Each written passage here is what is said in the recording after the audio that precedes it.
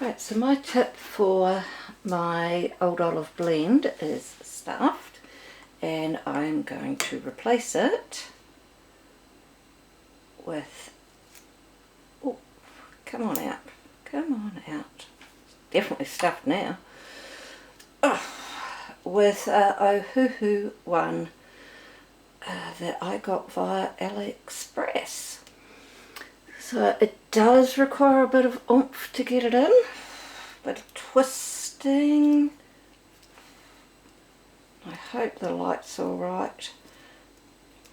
Bit of a rush video because I need this. Always seems to be the way. So quite a bit of twisting. I've just done this with the other one.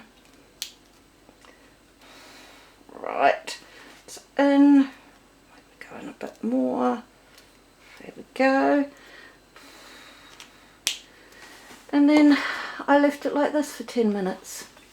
And bang, the light one's going, so light olive, so I figured this one is too.